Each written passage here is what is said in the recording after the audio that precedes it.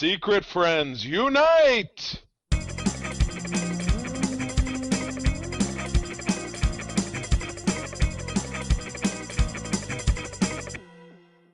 Welcome to the Secret Friends Unite podcast, episode 446. This is your guide to the geek side, and I am one of your hosts, Todd Terrifying Oxtra, joined by Charlie Chilling Carden. Terrifying. Did you not take a shower this morning? It's okay. I can't I smell did. it. Oh, okay. I feel good. So good now. I feel so. You so feel bright so, and airy. After a more like a night of what, like stalking like a serial killer, like some of the like this trailer we're gonna watch later, you know, and the fact that it's I needed a shower, Charlie. That's just my one thing that I did. I was hanging out with friends. We went to a pumpkin thing on Friday. Really cool at the zoo. They're lit up. There's a million of them. It's beautiful. Great time. My friend who has been on the show, Steven Shaskin, he's a children's illustrator and book author, and he was telling me, "Hey, Todd, I know you're into these collectibles. Check out this place." So I went there. And he says the owner's a little persnickety. He's big into like vinyl. He does a vinyl audio podcast, all this stuff. Boy. So I went to a shop to check it out. It's collectibles. And Charlie, it's like the shops I always warn people about. This is one of those shops. Essentially, like I was describing, like the way Argo's book, my comic shop, used to be under the old owner. It was just piles, and it was like, what's going on here? This is still a modern shop, which it's so crazy because it's not comics, but it's all collectibles, so, and it's a mix mash of things, and it's so funny because nothing is organized very well. Nothing is priced very well in regards to you can see it, and all the things are locked away that are probably worth more. The lady running it, because the owner was off doing something, so she was basically holding space. She didn't have the key, so people were coming and asking about things, and she couldn't do it. She goes, "Well, just come back," and I'm like, "You do never impose your customers to have to come back." Can you even imagine being in business to not be in business? Because it's a leitmotif that comes up all the time. It's like, you know, like I said, at Argos, the old owner, Jim, who was a guy I liked, but he had this enormous pile of stuff behind the register, and it's like, what is any of that? Maybe there's something in there I would be interested, but how would I ever know? The Covenant, no one will know. Top men are on it. Yeah, exactly. It's Area 51. So I just, growing, you're in logistics and stuff for your job. I grew up, in a small business working for my dad, retail. So I really learned the value of like, hey, you know what? You got to know what you have. You got to be able to talk about it. And you can't just be like, customer service is number one, because those shops, because you make customers or you lose them. Yeah, people will always be in this day and age. People will always be on eBay. If they're like, oh, I would really love this figure. In your case, like, oh, look, there's blank. The blank, I'm looking forward to complete my collection of blank. Oh, I can't get at it. Well, now I really realize that it's out there, and I'm going to go buy it on eBay. So it's just, Charlie, my gosh. Everything was priced way too high. There was a few things that were unique. There was like the Elvis tour van, which I've never even heard of before as a toy. It was weird, and it had like a KB toy sticker on it. So I'm like, how old is this thing? They had a lot of old 80s probably 90s Star Trek merch, the Playmate stuff. People like the transporter bridge and things like that. People always some value there. Always think that stuff is valuable, but Playmates figures, second to none, even carded, will be $5 each. Honest to God. Everything was and overpriced. Let me guess, you even looked at this. Things that were 3 years old were way overpriced. I mean, not valuable things. So I'm kind of of two minds about this. And again, we should probably move on from this, but I'm of two minds about that kind of stuff. A, I'm very interested in supporting a local business, but B, I'm also interested in supporting a vendor that doesn't treat me like I'm stupid, because that's pretty much what that is. I know when I look at any of the figures, any of the stuff you see behind me, any of the stuff in my figure collection, I really have a pretty good idea what it's worth, because I'm a vendor as well. I sell for myself. I sell for our friend John. If you're going to a shop like that, you probably do too. You're not like the guy in average God Street. Never have looked at a collector. You're not going to be Most people can search eBay, find value. Yeah. So most people can search eBay on their phone when they're standing there. Oh, look, there's a 92 Captain Picard, Series 1 Playmates. Oh, it's worth $5. This guy wants $25. I'm out of here. So anyway, if you're going to visit a shop, it needs to be a certain way to really justify traveling to it, things like that. So, it was just a weird experience that I wanted to visit a local shop. I could understand. I could understand why you'd want to hose off after that, because I certainly have felt dirty. It was being gross. A it pretty was really skeevy dirty. shop. They had things like a stick, like Charlie. The thing says, "From the robbery," is what it said on the ground. With they're like, so did they get robbed and they got merchandise back? I don't know. Those are questions your customers shouldn't be asking. You know what? That is not the icebreaker I'm looking for. But the segue I'm looking for is this one where we're talking us out about of weather, Charlie. Oh, I know. The segue I love talking about is a couple of different things. Number one, we are in day 98 of the SAG-AFTRA strike. I know there were 3 different days of negotiations this week, but I've heard no news. Coming back on Monday. Coming back on, well, that's yeah. So you know what, they got a day off in between to keep picketing. Very excited, obviously, that the WGA strike ended last week, and we have those people in play. But the SAG-AFTRA union members are still fighting for their livelihood. Please go to entertainmentcommunity.org. Isn't it funny how we say org instead of org? I don't know, like you say com, not com. I don't know. It's a weird habit. But anyway, if you're able to donate to help these people going in their valiant strike, please do so. All right, moving right along, we do love to play homage, if you prefer, to our delightful Patreons. We talked last week about how we've kind of changed some of our tiers around. We've streamlined things. So please pop over to patreon.com/secretfriendsunite. Get all of that wonderful information. Love, as always, to the folks on our Friends with Benefits level, Corey and HD, John Sadorf, the Phoenix Sisters cosplay, and Mr. Brendan Myers. BFF level is Sean, Stella, and Henry Nias, the awesome Nias family, and Andy Milliken. We do appreciate you. And Todd, we have a feature this week of assigning a superpower to one of our fantastic patrons. So I'll let you take that one. All right, Corey Hudson, from a good friend of ours. He's also a Patreon, of course. So Corey, he loves Disney, he loves video games and things like that. So I'm going to give him a great ability, Charlie. Corey has the ability to go inside the Disney vault at any time and rescue one of those classics. Oh, is it going to be Song of the South? I hope it's not. like my God. It's the only place he can portal into, put his hand in and pull out something. Maybe he's getting Oliver and Company. Maybe he's getting Songs of the South, which has been banned for decades. I didn't know that Oliver and Company was off the table. Song of the South, I think, it's like the Star Wars Holiday Special. It'll never be. It's not even the Star Wars Holiday Special, because I don't think you can find it anywhere. A scattered YouTube clip here and there. Yeah, I'm sure about it's the dark recesses of the internet that will never come out and never be like, we're showing this, but imagine this came from a different time. What is that classic expression? They buried it under the jail. Exactly. It's below the ET cartridges. Oh my gosh. In New Mexico. I have always admired Corey's mastery of the baseball cap. The backwards baseball cap. So I would say Corey's superpower will potentially not as earth moving, literally, as yours. I think Corey has the ability to summon into existence a baseball cap of his choosing at any time. So yes, so he can create it with a color. If it's backwards facing, maybe he has some kind of message or logo that would be over the top brow. Obviously, it's a fitted cap, so it's perfectly attenuated to his noggin, but it does have a visage of his liking. And I would even go so far to say that while he was recording, if he wanted to focus his energy, if there was a logo there, he could change it on cue.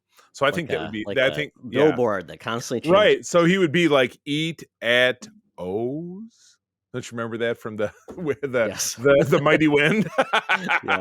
Yes. Well, thank you, Corey, for being a Patreon, and you never know who's going to be next that will get their power up and be better for it. You better believe it. Well, Todd, speaking of better for it, I'm not going to qualify that we're really better for what we're looking at right here. So in October 1991, we had Marvel Comics. This I'm not even sure this was Star per se. I thought so too. Yeah, it's not featuring it on there. And I'm pretty sure Star was an element of the 80s. Star was a Marvel Comics younger kid focused imprint, a lot of animated stuff. But from October of 1991, we have Alf issue number 46. And Todd, you do note that while this is dated in October 1991, which means it had a probably July street dig, it's about 3 months difference. The show ended in March of 1990, 18 months prior.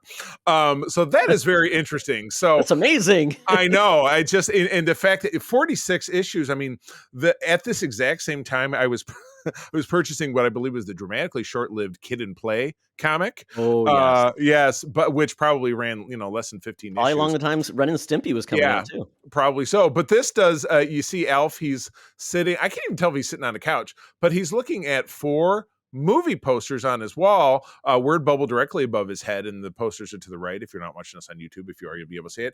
Alf says TV, sitcoms, and comic books are fine, but what I really want to do is direct. And we'll go clockwise here.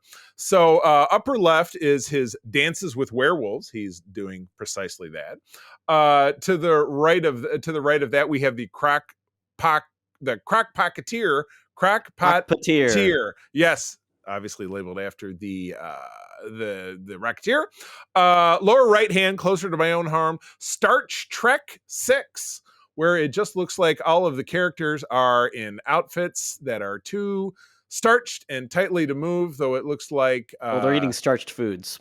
Oh, they're eating bread, donuts. Yes. There we go. Yes, I now see pizza. Yeah, you're right. I missed the gag. Maybe it's too small for me. And then finally we have Perminator 2 Fudge/Mint Day. I do see that Alf is dressed as a hairdresser. He is doing the do on someone who is eating fudge with a thing of mints at their feet. That one's a stretch for me. That's a stretch. The Fudge Mint Day. Yeah. And again, this is a sequel. So what happened in the first one? He didn't catch up with Sarah Connor, I guess. Bad perm day, bad hair day. I don't know. Terminator, the first one didn't have any ellipsis or anything. So yeah, I guess. But you know what? You know what? Who never has a bad hair day because she's as bald as a cue ball. I am talking about our senior news correspondent, Madam Webb, at 123 years young. Hair left her a long time ago, so she has a series of really bizarre wigs down there at the corner of Hollywood and Vine, waiting to give us the biggest news scoops in the industry. So let's go for it. Now it's time for Madam Webb's rumors and news. Take it away, boys. Thank you, Madam Webb. Well, Madam Webb, I just want to let you know that Charlie did get your card, and unfortunately doesn't have any pertinent details like your number, your address, but it does have like your stats on it and your first appearance in the Marvel universe. So, there we go. Yeah. I don't know if you got a cut from that, Madam Webb, or not, but Charlie, I know you placed it in a place of honor, so enjoy. I did. I put it over in my office here. My work from home office is my childhood bedroom because, of course, April and I live in the house I grew up in. So it is over the eave of the closet door, right next to a near complete line of the 1998 Star Trek: The Next Generation Galoob in action figures. They're not their legs bend, but their arms do not. They just do this. And a figure buddy of mine gave me a bag of them for $15 many, many years ago. So I have but there were 12 of them, and I think I have 9 because the other 3 were kind of rare and hard to find. So, but yes, very excited to have. Is it actually metal? Because it said metal on the series. Is it just like foil? You know what? I was too afraid to take it out of the little sleeve, so I don't know. There it will stay. But Madam Webb, my compliments. Looks great. All right, what do we got this week for some news? As if this person hasn't conquered enough of the world. Oh my goodness. Taylor Swift, Charlie. As you may know, her Travis Kelce's potential girlfriend, who is on every NFL Network series or TV episode now. They're playing the Vikings today, Charlie. So we may see Taylor Swift in Minnesota. Don't know. There was a game last week. Was it the Lions game last week where she showed up, and it was a game somewhere, absolutely blew up ticket sales out of control. It was huge. Yeah. Yep. And, while the news that we're going to discuss about, to me, sounds like a highlight, she was the very low light of the video of the production that April and I will be talking about on a bad trip to the movies with the Cardins, which will be out on our Patreon by the time you listen to this, film called Cats. I will say. So why are we talking about Taylor Swift? She obviously does have her big movie coming out, her tour movie coming out next week, which is going to be huge. But what we're talking about is why it mattered to geeks, because fans are convinced that there's a rumor that she will be playing Dazzler in Deadpool 3. There's been someone who's created fan art of her as Dazzler, which really looks really cool. It makes sense. She looks a lot like Dazzler. Dazzler is a comic book character that appeared in X-Men 130, I believe. She was basically a pop star who had the ability to basically turn sound into light. And Charlie, there was this long going idea that Jim Shooter was trying to get essentially a Dazzler movie made back in the 80s. He was trying to do what later ended up working out for Star Wars with like Shadows of the Empire. It was like, we're going to spin it into a movie, and it's going to be an album, and it's going to be all this different stuff. So yeah. And it just did not come to pass. Yeah, I mean, and she's great. She looks like a disco queen. We did see her in live action in the last X-Men film. Yes, horrible movie, but I like the Dazzler type of thing. That was pretty cool. Actress Halston Sage, I think, who was on the Orville, which is not a show that I like, but I just remember that she was on it. Yeah. Yep. So there's been rumors back from, going back to, from September of 2022, September 2023, and she is everywhere. I mean, it would make sense. I mean, I saw her in an episode of New Girl. She was in that. Oh, really? And at this point, I mean, I'm a fan of everything but her music. I mean, though, because I'm a fan of her mastery of the world of entertainment. I really am. Even if I'm not a big music fan. So yeah.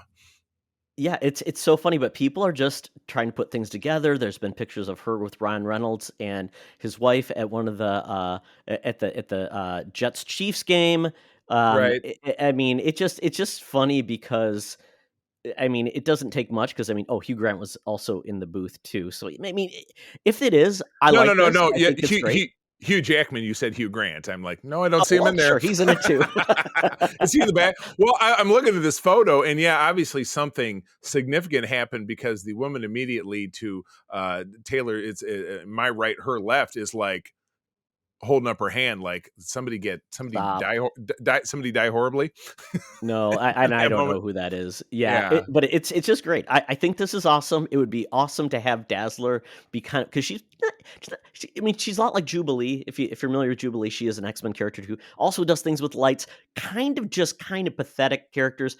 They don't really do anything. Jubilee actually became a vampire to make her halfway interesting, which was weird. Yeah, you're not going to take him into combat, because who was that other, like, the dude? Wasn't Cypher the guy who was like could crack any computer code? You had Forge. Yeah, Cypher could speak any language. Doug Locke, he died. You're not going to. Yeah, it's not a combat capability. Yeah, it's behind the scenes, and we've always talked about, like, not every mutant is going to be like ridiculously awesome. And they played around with the kind of useless mutants back in Grant Morrison's run. So, but if this happens, I'm all for it. I think this Deadpool 3 movie is going to be a conduit for a lot of weird things happening, I think, in the Secret Wars film is what we're hearing. Like, they're going to get all of the Marvel heroes in, all the odd pieces. Maybe, I don't know where else they could go with it, but I'm all in. Yeah, totally. No, like I said, I'm obviously, I worked in, the radio biz. I worked at a station. So, and I knew a lot of people we had a hot AC station. So Taylor Swift was very big with that crowd. But it is very exciting. And I think she would be a great fit, particularly for, the wild and wackiness that is Deadpool. So yeah, I'm all on board. And again, we're all waiting for the SAG-AFTRA strike to wrap up. If we're at all lucky, it could potentially happen this week. This week that you're listening to this program. So we shall see. There might be some news forthcoming. Okay. Well, next. Oh, Ty, you gave me a link that the page wants to keep crashing. Bloody Disgusting is not liked by my computer. You want me to cover this one? So I'm gonna. Well, I will try to. No, I'll try to zip my way through it. But I can at least give you the headline that Guillermo del Toro's Frankenstein has added Christoph Waltz to its cast. From there, without even necessarily going all the way through this, I'm guessing him to be Frankenstein himself. That seems to be the logical move, right? The doctor, like the person, not the monster? Todd, the monster is not called Frankenstein. It's Frankenstein's monster. I'm correct. Sorry, you knew Frankenstein's monster, correct? Yep. Yeah, exactly. Yep. So he's Dr. Victor Frankenstein, or Frankenstein if you subscribe to that interpretation. But so oh my goodness, and other people involved. Mia Goth. This cast is great. Wow, Mia Goth. You just will feel very differently about her after watching Pearl and that movie X. Ooh, my. Oscar Isaac, we all love him. And Andy Garfield. So you got two luminaries, Moon Knight and Spider-Man, previously rumored to have joined this project back in March. And this is a Netflix production. Now, Netflix, I did see they're advertising their stuff obviously, in the run up, the film that we saw that we're going to be talking about in the Thunderdome, I did see a Netflix project with it was either I think it was with Michael Fassbender advertised, but it was in select theaters, but it was a Netflix production. So potentially this is maybe the same kind of thing, or potentially just a straight up Netflix deal. This question, I mean, Netflix actually owns a theater, like one theater where they can actually skirt the Oscar rules to get things nominated for Oscars or awards by showing them there. But there's been a call for Netflix. There's been a call for Netflix to put out their movies in the theater to drive some revenue and things like that, and it eventually comes to Netflix maybe like 3 weeks later, kind of like Hulu or Apple could potentially do the same thing. And it makes sense. It's not hurting anybody, but this could make sense to do it as a Halloween release and then also have it in Netflix maybe a couple weeks later. But the last time Guillermo del Toro had something was the Pinocchio animated movie he did for Netflix, which actually was nominated for Oscar. Yeah, animated. Sorry, and then I was thinking about the live action Pinocchio with Tom Hanks. I never saw that, but no, that was Disney. Did not do well. And then before that, I think I'm trying to think of the last film he did before that. It wasn't The Shape of Water. I thought it was Crimson Peak. It does make mention of The Shape of Water, but I don't recall when Crimson Peak came out. I feel like it was before that. I could be wrong. Shape of Water, of course, I think you're right. Yeah, Shape of Water, of course, starring friend of the show, Mr. Doug Jones. So they have not rolled on this, so I would expect if they did roll on this, that they would obviously love to get it out during spooky season next year, depending on how quickly that or what they would have to do, or it could be 2 years down the line, probably 2 years down the line, I would say with anything, to think that they could roll on something and then crank it out quite so quickly. I feel like that would be challenging, but yeah, I love Frankenstein, and Frankenstein is of course of the vanguard of public domain properties that anybody can take a stab at. So it's nice and easy. So, okay, well, moving on. Yeah, no, go ahead. We've got a great museum here called the Bakken. It's an electrical museum. It's by one of the guys who created the pacemaker in Minnesota. He donated his house to have this museum. It's a beautiful place. And they have a really cool Frankenstein exhibit where it's almost like a theatrical, not theatrical, but it's a cool performance that you can watch in. It's 15 minutes long about Frankenstein. And it's Mary Shelley's Frankenstein. It's really well done, and it's really cool. So yeah, I mean, this will not be the last Frankenstein adaptation ever. It's like saying it's the last that we've seen of The Wizard of Oz. Exactly. All right. Well, what do we got next? Oh man, you're tackling something that is near and dear to my heart, but it also plays with my heart. So take it away. Oh, yes. Fantastic Four director says they're aiming to start filming in spring 2024. And, considering it looks like all the strikes will be settled by then, that makes sense. The script potentially is already done, so they can actually start talking about these projects now. Matt Shankman, I believe he was the director on... He did something else, Charlie, that we liked. I'm struggling, but I know exactly what you mean. Yes. So because of that, he's kind of we're going to start getting updates on these things now that they're getting settled. It's going to be filmed at London's Pinewood Studios. Oh, and Josh Freeman is the screenwiter, so he obviously can start tweaking that. And basically he was brought back in March. So he said, I'm sure he was working on his work while the strike was going on. I know people aren't supposed to, but I'm guessing he was. Yeah. Well, got to do something to pass the time, unless you were out striking, which you should have been. Exactly. So the movie's supposed to be coming out May 2nd, 2025. So the good news is that gives them time to film, edit, do post-production, things like that. I do worry about it was almost like would be like a mush of projects all trying to get through now from all the production big bottleneck. Yeah, all of these things. It could be a bottleneck on the production side, or even getting into stages, or basically on the backlots and things like that. So I'm assuming there is everybody will have to play nice and follow a schedule. And as you had intimated on the writer's side, there were probably existing contracts, deals signed off on, like, oh, you have this 3 months to do this, or this 5 months to do this, and that time is gone. So, now we gotta, if somebody doesn't want to play nice, then have a writer in their contract that says, hey, because of this, you have to dump that to jump over this. I mean, it'll be real curious. So let's all keep our fingers and toes crossed, as my aunt would frequently say, that this is the week that the WGA SAG-AFTRA strike gets locked down, so that the entertainment industry can start to heal the collective wounds and kind of get back to work. Yeah, when do we get casting news though? If they're going to start filming this in March, it's going to get out there, Well, when's the next New York Comic Con is next week? Oh, they could. I mean, if they get just right, is Marvel going to have a presence there? If the stars align and that is locked down, well, if Marvel could still announce it, right? But then again, they probably don't. They would get away for Marvel. Yeah, they would. Yeah, they would. I don't know that they would. It depends on how much they want to put themselves out there for that. But yeah, I would have to think. So anyway, Matt Shackman, just to come back to that, he is a child actor. He was on Just the 10 of Us. Too funny. And he was also Good Morning Miss Bliss. He was one of the original actors on that. Yes. Was he the curly-headed kid? Was that him?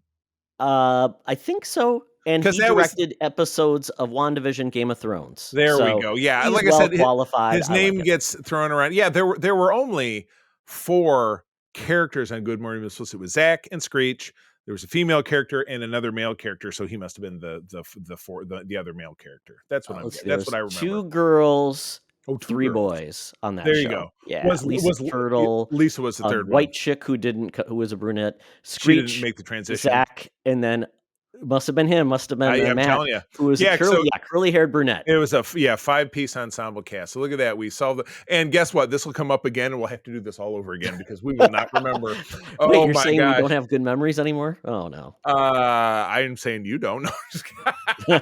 Hey, I'll admit it. It's okay. All right. So in other Marvel news, do you want to just kind of rip through this here? We'll go onesie twosie. Yeah.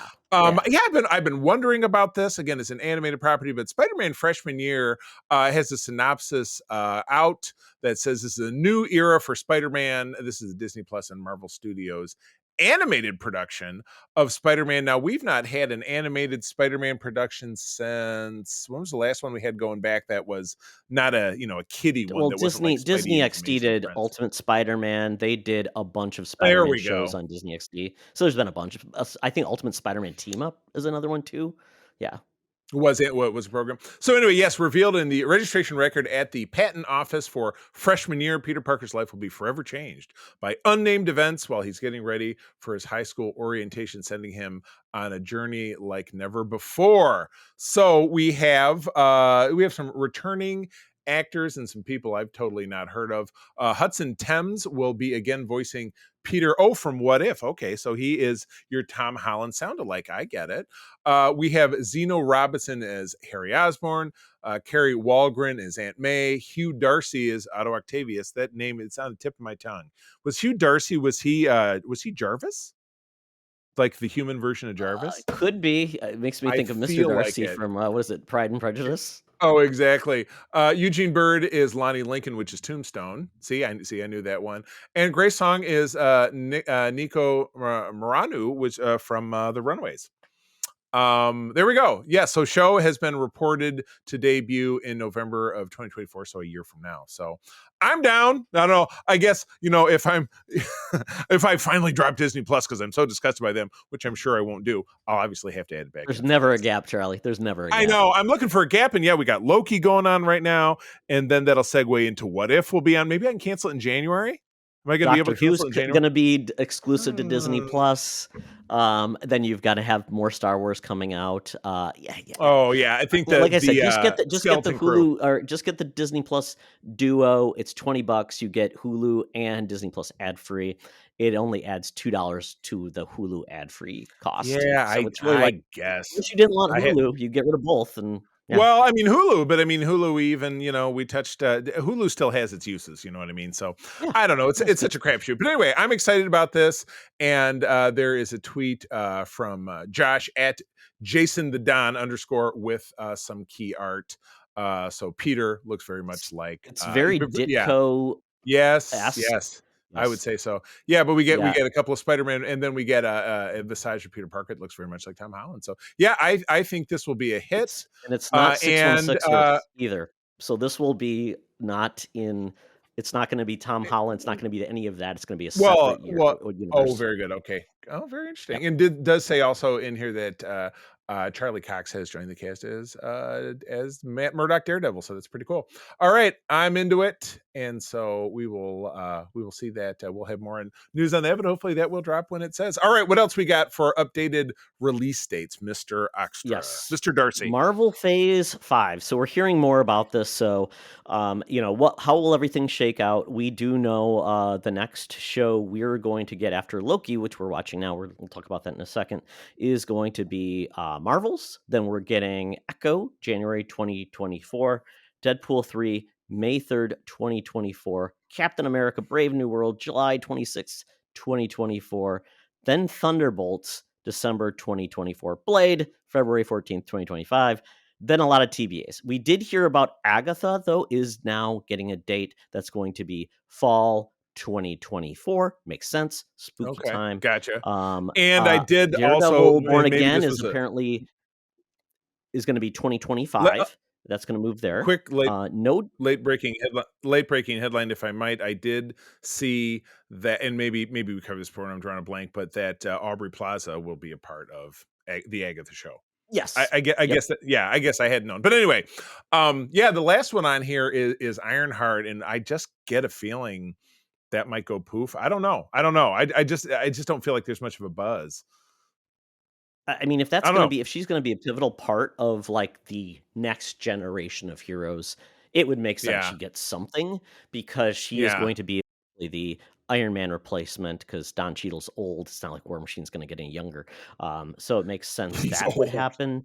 But yeah, Ironheart doesn't have a release date. And I think that's probably tied to the fact that they still are trying to figure out how they tie up all of those loose ends before the X-Men get involved. They have the Secret Wars, they have the Kang Wars, and when they can fit all of this in, and they may cancel some projects. I mean, I don't think that would be out of the realm. I mean, because there's just so much. There's so many characters now that have Moon Knight. Is he coming back again? Who knows? Are we going to see Werewolf at Night again? Who knows?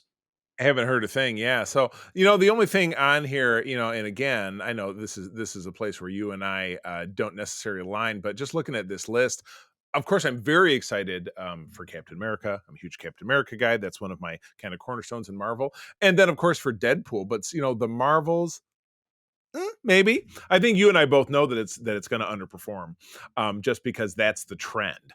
You know what I mean? Well, it just depends if they have a new bar, right? If they actually are realistic versus like everything earns $1 billion when it's a Marvel. Yeah, I think we're past that now. What is the new bar? Pretty much. And how much do they spend? I think that they spent like $270 million or something on it. Yeah, so it's a matter of Endgame was the top of the mountain, and then you're on a toboggan on the way down the mountain, and you got to kind of take what you get.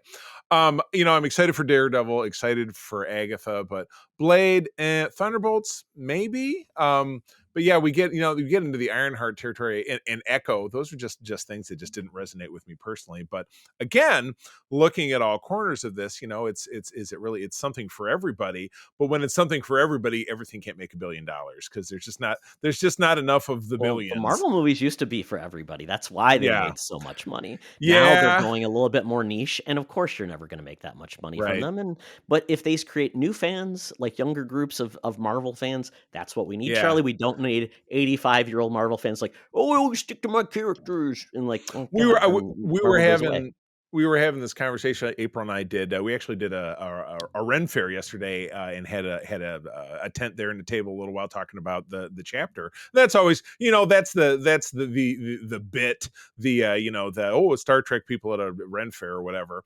But we were chatting. One of our chapter members joined us. We were talking about cable versus streaming and like news, and I said ad revenues. I'm like, nobody cares about advertising to boomers anymore, because anything the boomers are going to buy is going to be medications that their doctor is going to make them take anyway. So what else are you advertising to boomers for? You got to advertise to the young people. And how do you advertise young people? Because they've grew up in a lens where commercials don't exist. Exactly what we were talking about. So yeah, that's why I said, I have worked in TV. I interned when I was in college, and I've worked in newspaper advertising, which doesn't really exist anymore. And I worked in radio, which is just my forgiveness to my friends who still work in the business. It's a dying dying. It's the dying swan as far as ad revenues, because how do you approach a prospective advertiser to get them something where the return on investment is like, I don't know. I probably earned some ire. You can certainly feel free to hit me up on X at the C3. Let me know that I have sold out my origins in radio.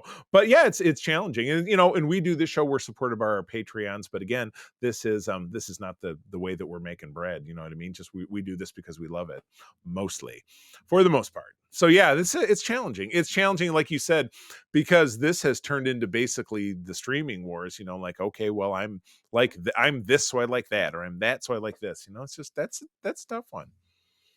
We shall see. But what we'll also potentially see around the Christmas time, and that's a new horror film that I'm enjoying this trend. Last year we got the Violent Night.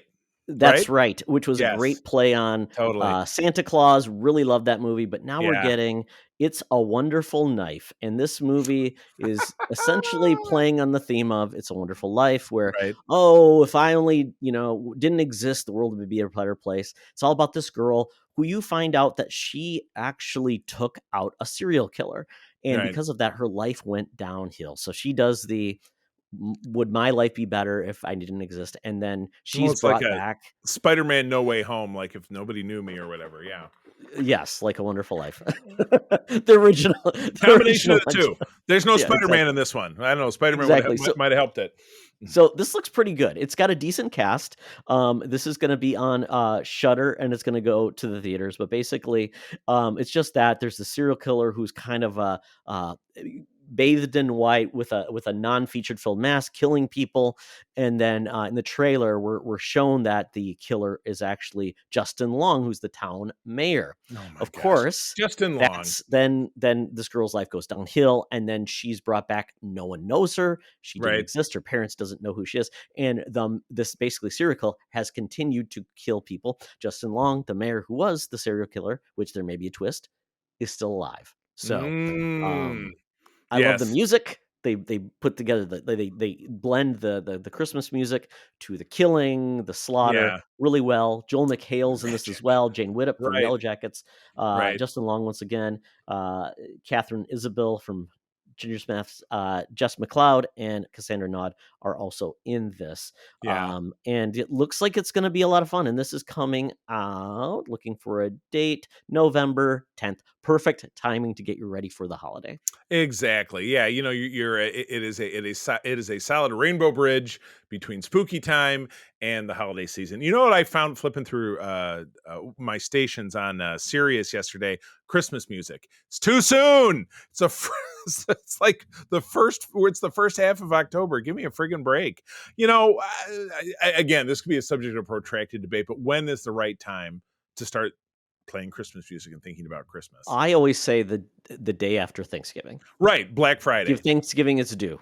Right, exactly. Right, yeah, because really you're cutting off your nose to spite your face with both Halloween and Thanksgiving, two lost marketing opportunities. If you're like, let's throw Christmas in there, it's like Christmas is the obnoxious sibling that is just you got to push the other two out of the way. I mean, if people don't like Halloween, then it's like, go ahead, do all your Christmas stuff. It's all for you, but let us Halloweenies and Thanksgivingese get our fun. You gotcha. Todd, are you going to put on a Halloween costume this year? April and I decided we're going to do Star Wars to hand out candy. So what about you? Are you going to cave, put on something?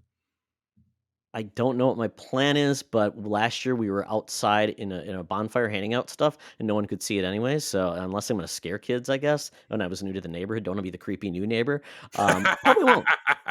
Yeah, well, just wear one of those snazzy flat caps you like so much. That could be scary on its own. I don't know. It could be. You might get a spooky shirt.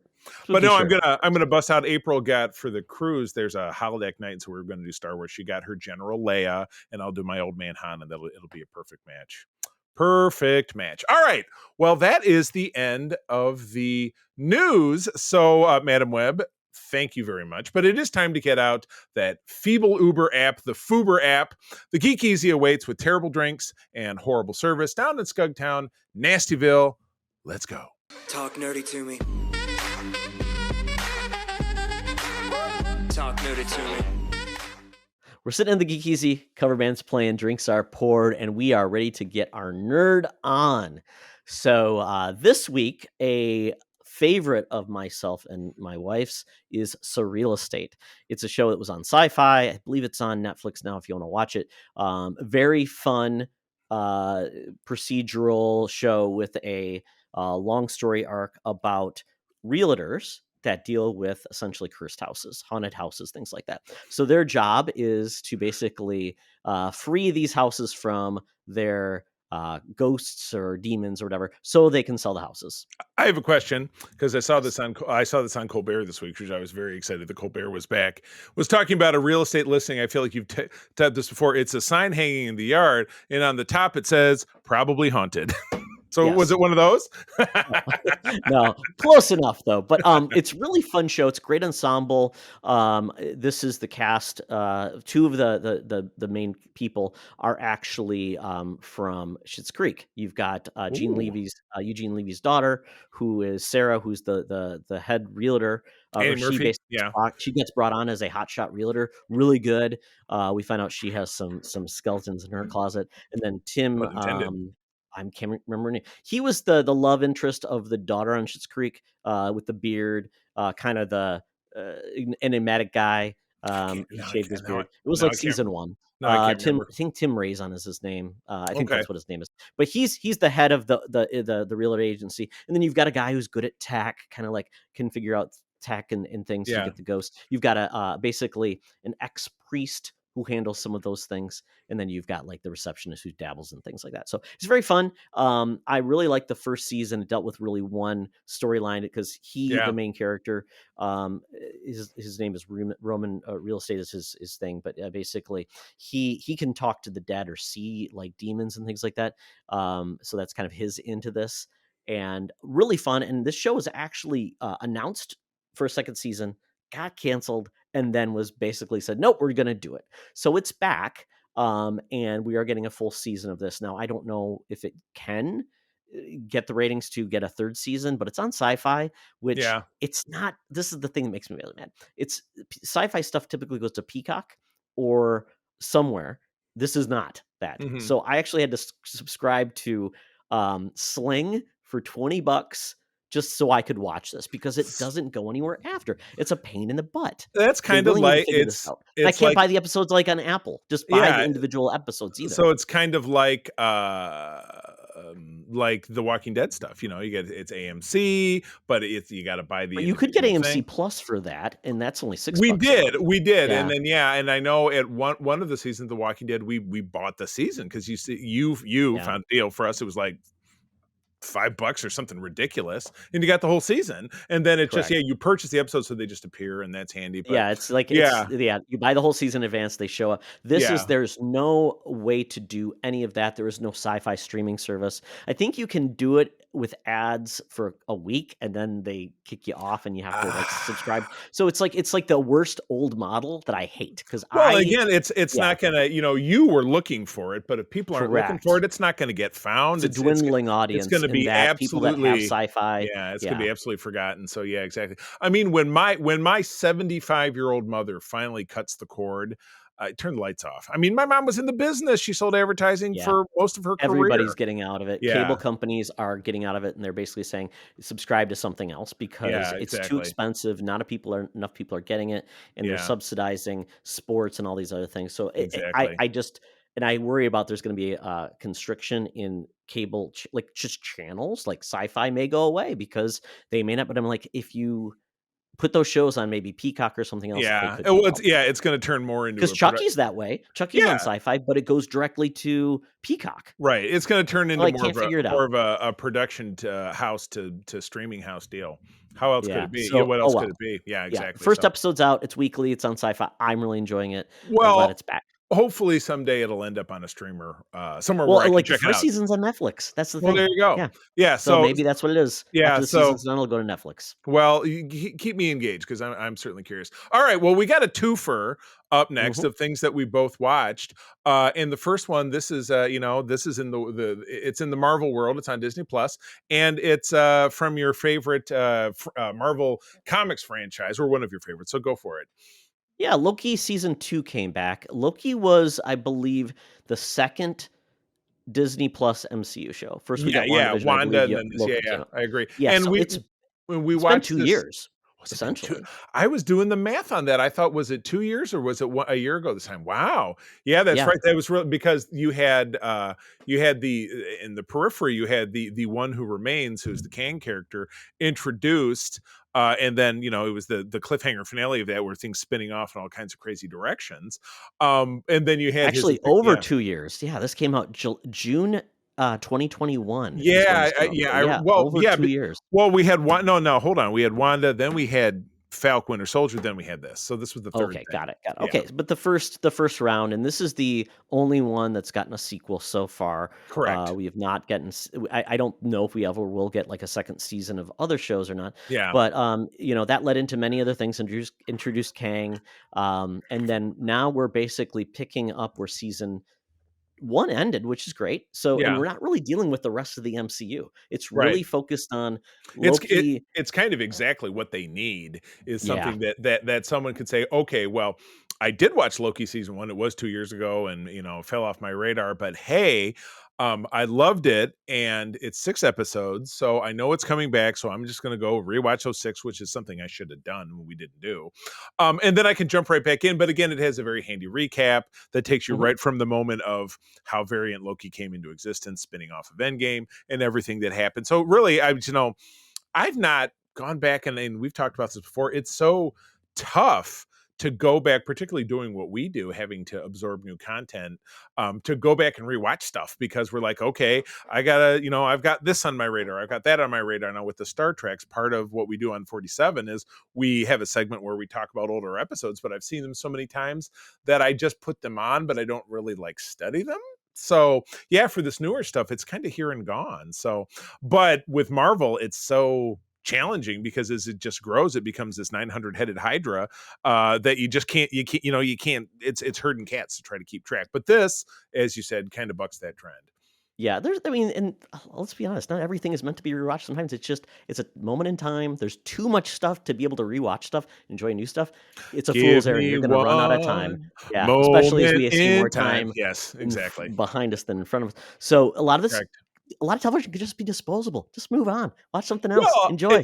It's so funny because you think about, and I know we're really getting on a tangent, but it almost kind of ties into this. I'll get one of those weird clickbait headlines on Facebook or some other social media, like 20 worst shows of the 70s, and you'll bring up one of these shows you've never heard of, and it just doesn't exist. Oh, it was on for 5 seasons in the early 70s, and it's gone. Does not exist. But maybe somebody watched it again, but it has absolutely zero cultural impact because it doesn't exist anymore. That was essentially almost all of human history before, the time of the record. Exactly. Right. It doesn't even exist in anyone's memory because everybody's dead. Remember that great hymnal from 19? Oh man, don't get into Bible stuff. We're not doing that. No, but it is funny because going to church, the Methodist church, they have all these old hymnals. I'm like, I want some new stuff, man. Some of these jams are just really bringing me down, bro. I can see Todd in church saying, "Hey, looking for his free bird from the choir." Exactly. Spotify me, play me something more upbeat about Jesus, please. Thank you. But getting into this, we're getting canceled for sure. This is really setting us up for kind of where we're going next, kind of fixing everything that they broke season 1, finding Sylvie. They had a great new introduction of a new character. They brought in some weird characters like the military branch of the TVA. We weren't introduced. So we are now introduced to essentially generals that are now out to get Sylvie because that's where they're going to focus on. And they found 2 of the ugliest people I think they could possibly find. Charlie, that one woman has a congenital defect. Okay, that I didn't know. And the other woman was the wife from The Witch. Oh yes, okay. Well, so let's not talk about their appearance. Honestly, actors. I thought it was a mask. So yes, I stand corrected. My apologies. She's been in a few things. She was born with a congenital defect, things like that. But she had a great role in The Witcher season 3. And she died, unfortunately, in that. But let's see. So, we're basically then introduced to Ki Huang Kwan's new character, which he's great. Ouroboros or OB, and he's great. It's fun. Now, was that the tangential X-Men tie-in I keep seeing headlines about? Did it have something to do with him, or is it something else? No, that's a Thor tie-in at the end. So okay. No, not the Braxton, Oklahoma. I saw that headline and I read through it. Oh, is there another one? I saw a headline that said, well, and maybe it was like, oh, and we got this covered, was like, hey, Loki 2 gave us an X-Men tag. And then I thought they were referring back to something related to Ke Huy Quan's character. So I don't know. Wouldn't I've surprise never heard me. of the character in X-Men. If the thing is, the thing that I pictured was when they entered that separate room in the sub basement, and the way it pulled open, I thought, oh, that's like Cerebro. Maybe that's it. The door opening kind of gave me a Cerebro vibe, like. So Ouroboros is actually part of Norse mythology. There you go. So it's also another Thor tie-in. So maybe that's what it has to do. But other than that, I'm not aware of any Marvel tie-ins. There's a Mr. Ouroboros who made an appearance in a She-Hulk comic in 2005. I'm looking this up right now. Yeah. Okay. So other than that, there was the Oculus Ouroboros, which was a device. So Charlie, I don't know. I want to know, listeners, at me over on X at the C3 and let me know if I just saw a clickbait headline, because now I probably couldn't find it. But yes, I that's what I was totally thinking. So, well, cool. So 6 episodes of this.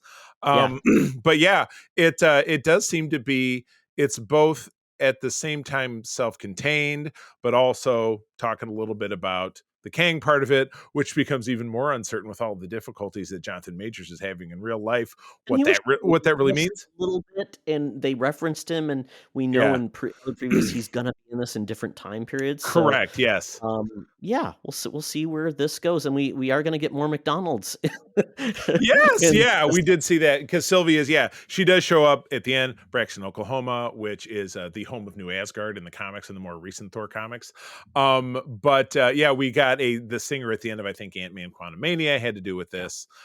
So we will have a chance to check that out. So yes, this will there. And this is also, much like the next program we're going to talk about, is a day in time. So this is, and this, while Ahsoka, which we're jumping into, was Wednesdays at 9, this is Thursdays at 9. So enjoy that for the next 5 weeks, total of 6 episodes. So, all right. Yeah. Yes. Yeah, absolutely. All right. So then, Charlie, you and Mark are going to be talking more in depth on episodes of Holocron Chronicles, but we're going to wrap up the season today. Not really going too in depth, but kind of essentially just say Ahsoka has ended now. And I will say I enjoyed the series. It should have been cut by multiple episodes. It should have been tighter. And could have been 4 or 5. I think you could have lost a whole episode. I agree. Correct, because I think where they left it, essentially where this left in kind of a cliffhanger. We don't know what's going to happen. Some characters got flip-flopped, and I think at this point there's a lot of questions remaining. Where is this going to go? Because obviously we're getting the Filoni movie. But are we really going to wait 3 to 4 years before we see anything in between? Because just seems silly. It does, but I'll try to offer at least a little bit of context. Let's not forget, Star Wars started with 3 movies that were 3 years apart in release, and that was all we had, except for the sometimes really wacky Marvel comics. You know what I mean? So a lot of people are likening the end to this, which is a not fun cliffhanger, to The Empire Strikes Back. Did we get 3 years between Rebel seasons? No, but again, people will still hang on there. I think the bigger part that really bums me out, because again, we've got other cliffhangers out there in fandom right now. Star Trek Strange New Worlds ended on the cliffhanger. But again, you because it's a prequel, that certain people aren't going to die. But with this, we ended up on a cliffhanger. The entire final episode had virtually no appearance by Baylan Skoll, Ray Stevenson's character, and the Billie Eilish Jedi Padawan of his. But we know that Ray Stevenson has passed, and we don't know what that means for the character. I found Baylan Skoll to be one of the more interesting Star Wars characters that we've met in a very long time. I liked him a lot. So that is, and I think I mentioned this when we recorded last time, that's a big blow to the franchise, the loss of the character as portrayed by Ray Stevens, not of course accounting for the fact that Ray Stevens' passing is tragic to his friends and family, but I can't see how they're necessarily going to give up on this character. I mean, because at the end of it, not to betray too much, he and other characters are still contained to a location where they're together. So it would be difficult for the series in either returning in another season, which we don't know if there will be a season of this show between here and again, you say, oh, we'll see all these in the Filoni movie. Will we? Because every Star Wars project film related since 2019 has been canceled. We've had nothing. We don't know that they're actually making the cameras aren't rolling. We're planning to roll on any film of any kind when the strike started. So what are we going to get? I don't want to see the Balin Skull character go away, but no. I don't think that he will. So I think it's destined to be recast. Yeah, Dumbledore got recast in the middle of those movie series, and everybody was great. They appreciated what the one actor brought in. Another actor brought in another viewpoint, and it's perfectly fine. No actor says, no, kill that great character I created. I don't want everybody to see him again. No, they want their life to resonate with characters. Yeah, like Indiana. No? By the way, Dumbledore, R.I.P. Michael Gambon, who passed away this week. Correct. But I mean, like Indiana Jones, well, they wouldn't kill him off, but James Bond has been portrayed by like 10 different people. Or Doctor Who has had 17 doctors now, or whatever it is. I totally agree with you. It's just, it's a bummer. I really, really found Balin Skull to be one of the more compelling Star Wars characters that I can think of. I don't mean name me another one that you're like, wow, this guy's layers have layers. I just found him to be really deep. He was very entertaining. I also really loved Ezra. I did find a lot of the times there were some emotional beats in this, but also at times I felt like they didn't deliver the emotional beats. Like I loved it when Hera saw Ezra for the first time. The very end, yeah. But hey, how's it going? No, they should be embracing each other, going to each other. That just seemed like so like after not seeing each other for a decade and having parted under such auspicious circumstances. Yeah, exactly. It's just a really weird take. And Charlie, the one thing I struggle with, if there's nothing else between this and the movie, now imagine all of those characters, all of those things we got to get people up to speed to get together with Mando, all these other pieces in one movie. That is a recipe for disaster. Of bring together Mando like 2 minutes. Yeah, Boba plus this. So he's never directed a movie before. Filoni's never directed a movie, and he likes to draw things out. I just worry that he's going to have to do something to fill in some gaps because. Well, I mean, unless it's going to be a trilogy, that's what Star Wars does. Oh God.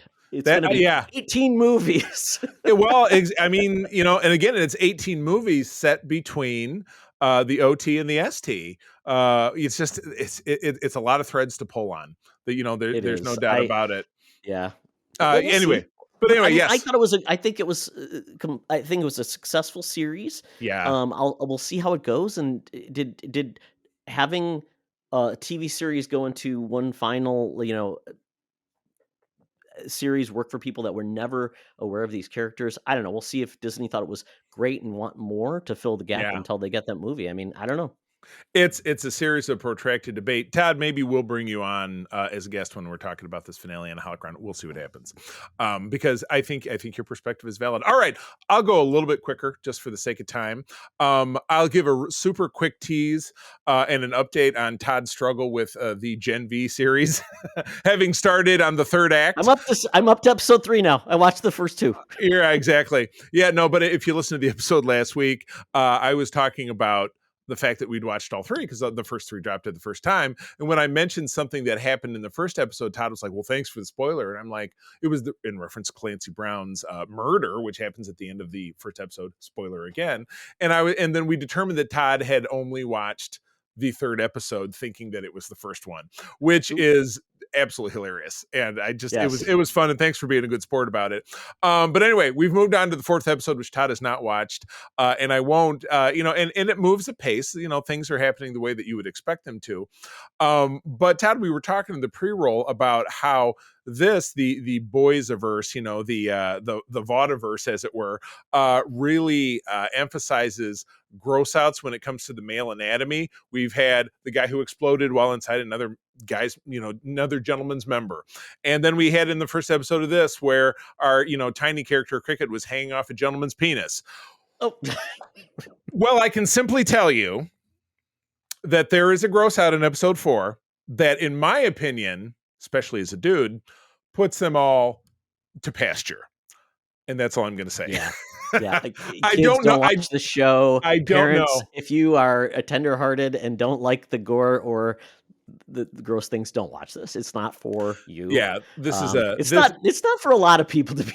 It really is not. I don't know that I would recommend this show to your dad people. Did you say, Dad, watch this show?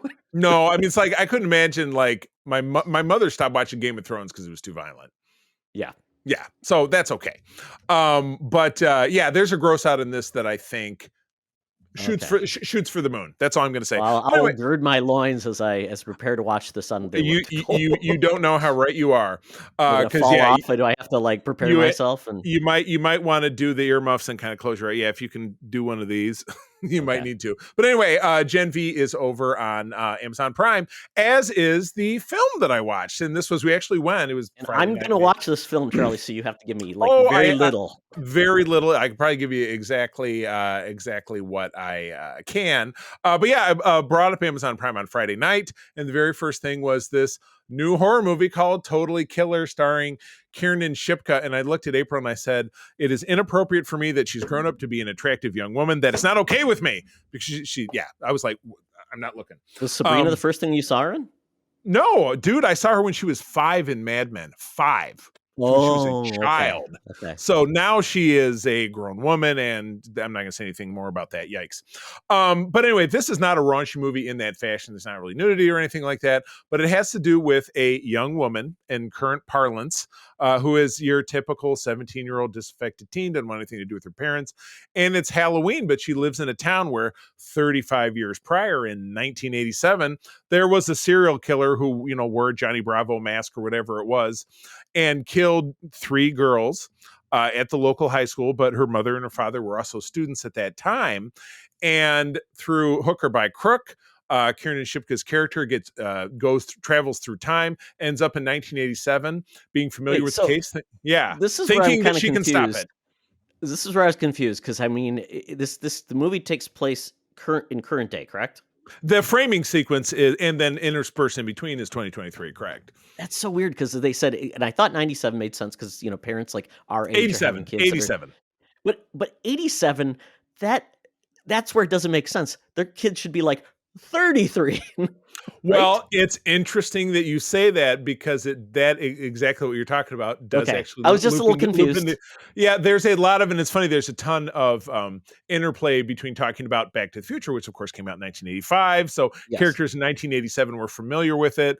And there's a little bit of that Marty McFly-ism that circulates throughout this movie. Yeah, because we can't go back to the 80s with parents and their kids, because at this point, it's like exactly parents in their 90s. I mean, and again, Todd, you and I were in college 10 years after this, but in 1987, I was 11, you were 12, we were in junior high, so we were not quite this age. But we have, now I'm going to draw a blank, Julie Bowen plays the adult version of the mother. Actor Lachlan Monroe is the dad. You've seen him in 1,000 different things. And the kids are the younger version of them are just kids that you've seen in other stuff. Enjoyable kind of horror comedy, but certainly tons of graphic violence in it. So they're not pulling any of the punches, because this is kind of like a Freaky. Yeah, I would say, or like the was it The Babysitter? Oh, okay, got it. Yeah. So along that line. So well, I dig Todd, those. Todd, I would totally encourage it. Won't say another thing about it. I think Kieran Shipka was great, but not comfortable with the fact that she's an attractive young lady now. So boo! It happens, Charlie. Yeah. where everybody is eventually going to be an adult, and that's how it works. Yes, exactly. Oh, boo on that. But anyway, all right. Well, that wraps up our time at the Geek Easy. We're skipping out on the check yet again. My burger got spit in. I think I found a toenail in my old fashioned. Not good. But got to get out that Air Qantas app. Time to head, to the land down under. Tina, hologram Tina, and the mutants awaits for our breakdown of Exorcist, the Bee Believer. So let's go. Welcome to another edition of Thunderdome! Thank you, Tina. We're sitting in Thunderdome where the mutants have been gathered for a topic game to be entertained. And it's Shocktober week 2. So shocking. This week, we are doing Exorcist Believer. This is actually a new movie in theaters. This is the 6th installment in the actual Exorcist franchise. But this is essentially pulling a Halloween where it says this is a direct sequel to the original film, and the others didn't actually happen. Now, Todd, you and I both enjoy the podcast. We enjoy, and it was Matt Fowler, and what's the other dude's name? Eric. Dang, I'm blank. Eric. Whoops. Not Larson. It's Eric. Eric Larson, the art. Yeah. So, Matt and Eric, and that show in a lot of ways, like this show, just two buddies yip yapping. And when you got me tuned into the show within the last, several months, they were talking about all these films, and I'm like, I have not seen any of these other films. I hadn't either. And the great news is because they have been erased from continuity, I don't have to. No. So unless you just want to watch them for funsies. I mean, isn't that why anybody watches any film? But yeah, we watched the original Exorcist not that long ago. And so I think I did that, not even necessarily thinking we were going to be doing this, but I was at least up to speed. So yeah.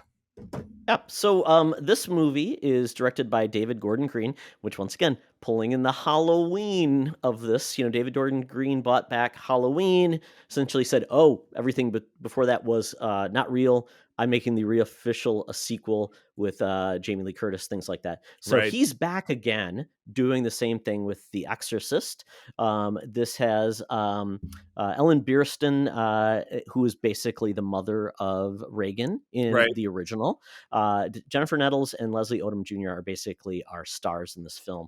And I could not pin down Jennifer Nettles until the credits were rolling that she's a musician. Yeah, she's from the country supergroup Sugarland. She's lead singer. Oh, okay. You see what I mean?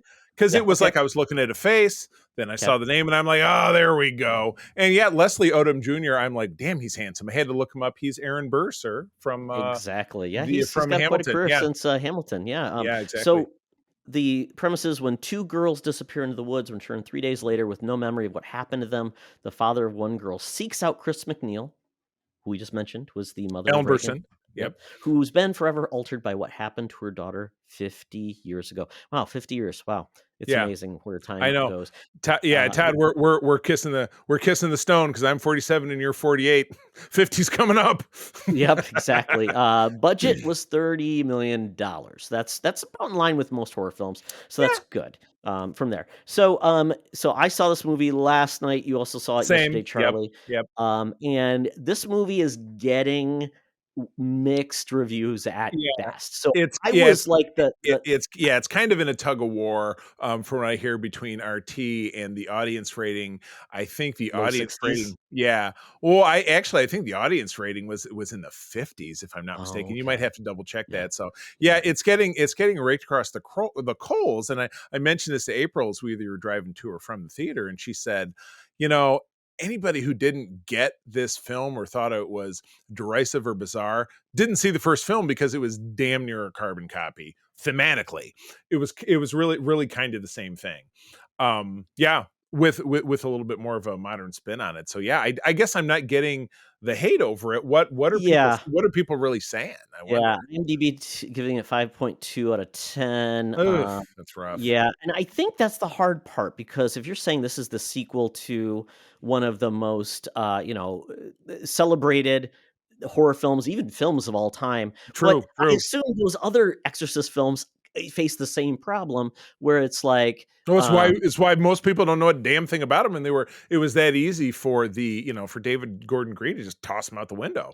the same way he did with Halloween, because a lot of those, it just got to be like, he's back again.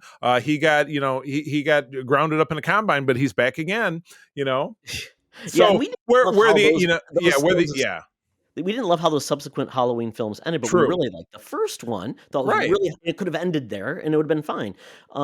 They want to do more with this franchise, The Exorcist. Apparently, they made a huge deal with between Universal and Blumhouse to do this, which is it's a lot of money to spend on a franchise, like $400 million.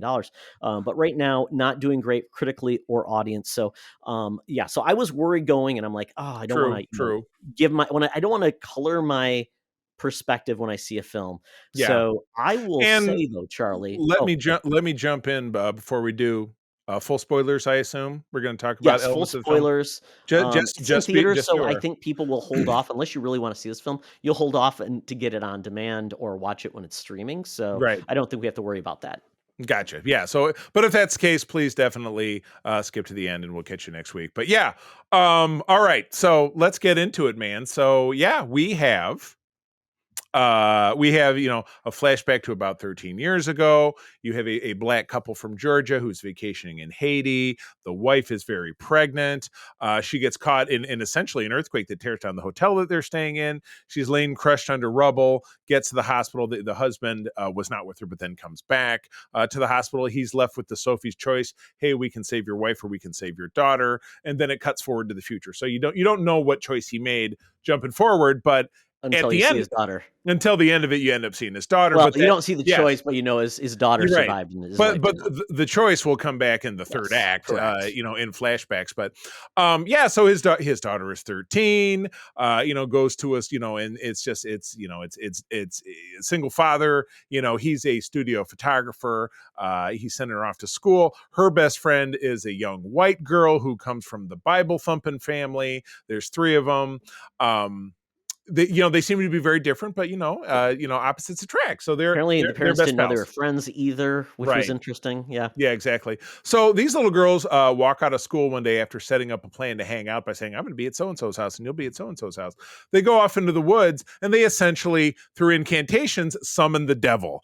Damn it, I hate it when that happens. In a weird little hidey hole. Isn't Pazuzu the spirit that's the main bad dude in The Exorcist? It's the Pazuzu. You know what? I don't know. I think so. Sounds about right. Sure, why not? So these little girls disappear for 3 days. They turn up at a farm 30 miles down the road, completely discombobulated, but they walk there with no shoes. And, they take the girls home. The religious family keeps their kid at home while eventually I'm drawing a blank. What's the daughter's name? His name? What's that? Oh, Victor was the name of Leslie. Victor's the dad, So Emma, Olivia, Alexandra. I don't know. It doesn't matter. I know we're so good at doing our homework. But anyway, 1, girl 2. Girl 1 ends up in a mental institution while she's spitting out terrible things, and their next door neighbor is a nurse at the hospital, played by the same actress who's Aunt Lydia in what's that show my wife loves, The Handmaid's Tale. Yeah, exactly. So she gets involved. She's very religious. She was someone who washed out of the convent, so she was in her younger years. Endowed, she's quite the renowned actress. Yeah, first she thought she was just going to be a grumpy lady yelling at, "Hey, get your trash cans." Yeah, exactly. Get you the me of my neighborhood. Hey, get those kids up. I got these kids up the block right now that ride their bikes in the street. Makes me insane. We don't live on a cul-de-sac. We got kids zipping by at all speed. One of those kids is going to get run over someday. But I digress. That's not your problem, Charlie. It's 100% the one that runs them over. You know what? No, I yelled at these kids. I said, "Don't do that." And you know what? They keep doing it. I said, "You know what? To quote raunchy comedians, F them kids. Let them do what they want. It's not my problem." But anyway, the kids' names are Catherine and Angela. Catherine and Angela. And yes, Angela's the white daughter. One. Yeah, there you go. No, Catherine is the daughter of the religious. There you go. So white one, black one. Got it. So anyway, things start to converge. It's determined that there's definitely some devilish business going on here. So Victor, the dad, the single dad, seeks out Chris McNeil. That is Ellen Burstyn's character, who in 50 years in between has turned into it. She wrote about her experience in the first film, went on tour with it, became very famous, but this caused an estrangement between her and her daughter Reagan, who's portrayed by Christy. I'm going to say Christy Swanson. No, it's what is the name of the actress who played Reagan in the first film? It was. Is it here in? On her name. Damn it! It's not in the notes. It's Christy, not Christy McNichol. It's not Christy. No, it's not. It's we're screwed. But anyway, let's just let it float, and maybe it'll come back to us. So anyway, Victor meets with Ellen Burstyn's character, convinces her to get involved. But that really goes poorly quickly because Victor takes her to the White family's house, and the devil-possessed young white girl stabs her eyeballs out with a metal cross that falls off of her That wall. was brutal. The whole time I was watching, I'm like, can this be like a vision that doesn't really come to pass? Nope, it really happened. Nope, it's real. Yep, Ellen Burstyn's in the hospital with her eyes with her basically her eye sockets wrapped up, and it's totally jacked. So Victor's got to be feeling real bad because this lady was sitting out on her beach house on an island somewhere, drinking whiskey, and now she's got no eyeballs. Live, love, laugh. Live, laugh. You're laughing about having no eyeballs. Scream, scars, no sight. Yeah. That I don't think you're going to be able to market that. But at any rate, it's things have gotten so bad that they've gotten the church involved, just like they did in the first place. And they have a local priest who's going to be in the mix, but then the church won't let him. So he's on the property when they're going to perform the big seance. So they put him they strap the two girls together back to back, and they've got him in the circle with the salt and all this different stuff. And all of the characters are there.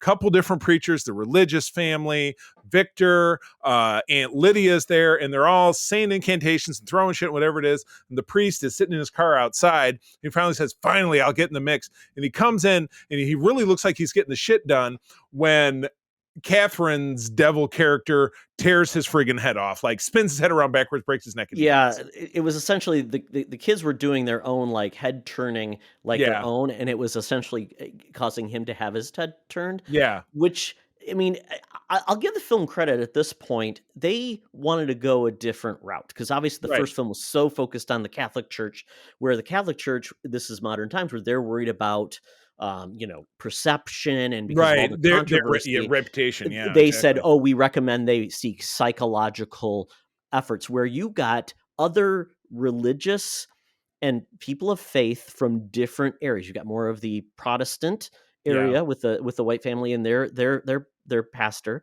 You got a guy that it was his neighbor that was more like in like the faith healing, like he talked about like snakes and he brought in the it almost seemed like the kind of African people, kind of similar. And she was a different member of because this is in Georgia. They're talking about how when the slaves were brought forward, they brought their faith along with people that were the natives, a little African tribal in the land. So you had these three different groups, and that was the thing that really surprised me. That they actually came together. You had Victor, who is an atheist. He doesn't really believe in anything, but that's in that third act, that was the crux of it when they're all standing there in the incantation circle. And Ann Dowd, who basically her character was great because you find out that she was supposed to be a nun, and she, because of something that happened to her life, I don't want to spoil that because I think it's something that people should have their own thoughts on it. But it was a big punch, a big emotional punch, I think. Yeah, she essentially picked up the mantle from the priest who wouldn't do it, and she said, "I will take this on."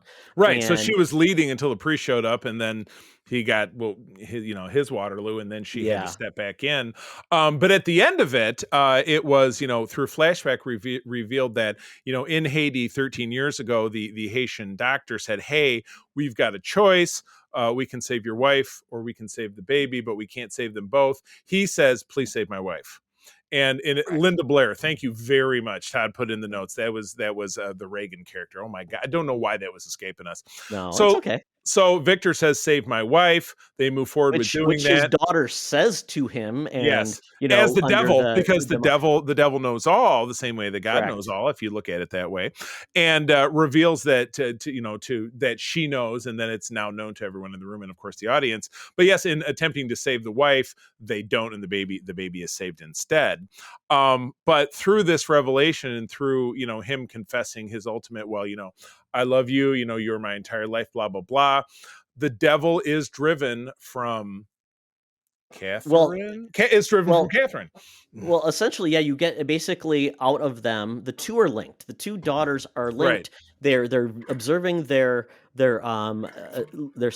basically their life their life Right. signs, life force, the heartbeat. Yeah, correct. Their EKG, all of their heartbeat together. They're linked, and so together they both say, one must live for the other one to, one must die for the other one to live. And they're like, make a choice. So basically this is between the families and who's going to make a decision. At that point, none of them are making decisions. They're not allowed to touch the kids. They're basically essentially at a standstill to see if they can do anything to really make a difference by, exercising these girls. Right. And at that point, then, the dad of is it Catherine? Yes, Catherine's the white girl. Yeah. He's the one that's the weak link. He's the one that is basically not going along with it. He doesn't take his shoes off when everyone else does. He shrinks away. He leaves. Yeah, he can't. He just can't get on board with the program. Yeah. Yeah, and we thought he made it. I thought he made a turn where he does take off his shoes and comes back into the house. But then you find out he really didn't, and that's where everything goes to hell. so to speak, or stays in hell. But yeah, so essentially Victor is successful in his appeal. The devil is driven from Catherine, but in doing this, and I guess this to me was the surprise, because you figured, there's going to be a happy ending, the devil is going to be defeated, but no, the devil takes the life of Angela. She does. That was the ultimate trick, and the father fell for it. He was essentially saying, you choose one, and they didn't say the other one will live, but if you choose, someone will live, and that's where the devil got the dad, and then you saw essentially the chaos that's left over. And I always wonder about that, because you do see the police come.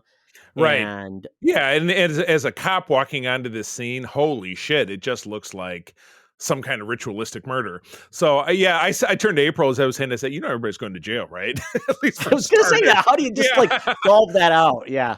Yeah, exactly. Little party, things got out of control. Right. Yeah, exactly. The ceiling.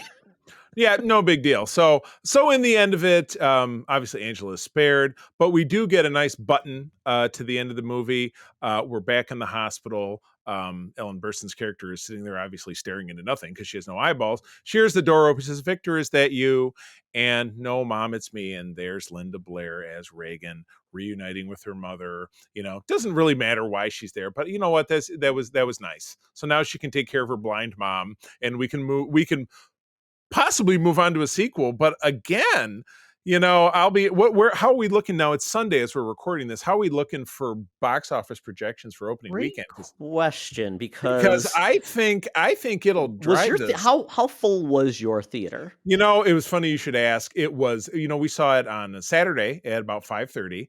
We had a really loud and obnoxious family in our row, and then some people in front of us, some people behind us. So Saturday, not so much. Friday or even Thursday preview nights, because I went to go buy the tickets, and the stupid website kept kicking me back to Thursday. Thursday, it looks like it did really well. So preview nights and people going out to see it. But by Saturday, and again, it was technically what was referred to in the old days as a matinee, like pre 6 p.m. What was not busy. So I'm not sure, and again, here locally, it was, the weather was crappy early October. So something to drive people inside. So it's not like, at least locally, it had weather going against it, which, it can be weird in the Midwest. So yeah, I don't know. There was like 8 people in my theater, and I went to a 6:20 showing on a Saturday. So I think that's the prime time to see this movie. Yeah, at night and stuff. Exactly. So what are we looking at? $27 million weekend, 11. So that's not bad for a $30 million film. Yeah, I mean, it's bit for bit with removing marketing and Saw X made 18 million its debut. Nun 2 made 32. So for horror, I mean, unless you're like maybe Halloween or like It, typically those movies aren't like huge. Yeah, so, based on 26 versus a $30 million budget, but that's weekend one, there's probably some mitigating overseas budget that'll play into it. So based on that, do you feel like now, the Halloween ended up being a trilogy? Is that also the plan here? Is that something that's been discussed? I feel like that's They something. want to make this really a new So franchise. I mean, I feel like there's a good chance based on that they could nudge it forward. Well, let me ask you this, since you've got it up, how did Halloween, the first of that return, how did that do? that did really well. Let Okay, me just look that up. but I wouldn't go so far as saying almost kissing its budget domestically on weekend one is doing really well. It's not quite breaking even. And again, we're not talking marketing, and which always doubles the budget's and number. that movie came out in 2018. I mean, so obviously pre-pandemic, right? And it made $255 million worldwide, 159 domestic. Opening weekend, and its budget was only 10. So I mean, 3x the budget. Opening weekend, trying to find if I can find the opening weekend budget. And it was re-released in 2020. That's weird. Wow. Yeah. Oh, domestic opening was 76. So like I said, Halloween and it seemed to be the two big. Those are that's the base, the foundation. Yeah, because I mean it's got a big calling and people are aware of that Stephen King. So I mean in this instance, seems like it's in a good spot. I don't know if that's why you base a franchise on. Yeah. But also based on this movie ending kind of like it ended. And there wasn't a after credits scene. Right. And no hook, I don't know. No stinger. Maybe we go with Reagan. Maybe Reagan picks it up and she takes over, and maybe that's her calling because she sees that this death will go after other kids, and maybe she picks it up. That could be kind of cool. Could be. I mean, and again, we'll watch it because we enjoy this kind of stuff. So, I enjoyed this film. I did like, the hook at the end that they didn't go with the obvious route of, and both girls were saved and everybody was great. That there were some stakes, and the devil collected his bill.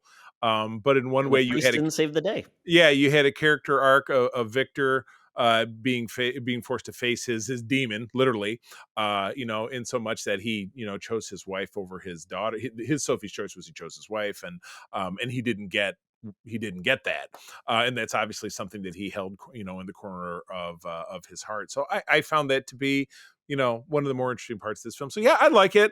I would say go out and see it. And again, we've spoiler casted you here. But I don't think that means you won't enjoy the film because you don't have our words to describe it. But yeah, I liked it. And I would say if this then relates in a spin-off where you see Linda Blair, who is not really even in the acting world anymore that I'm aware of these days, coming back and doing a franchise out of Steel, I think that'd be cool. That's my take. Jamie Lee Curtis coming back. I mean, she kind of came back for that. Now, one thing, Charlie, I thought was good where, basically where Victor's talking to, at this point when he's first meeting Ellen Burstyn, and he talked about it, she made a point to say, I was not allowed in during the exorcism. Basically, I was locked out. This one's completely different. The parents are all in on it, and you can see the good and the bad from that. The good is that they were there to show their love, their support, and be an anchor for those kids.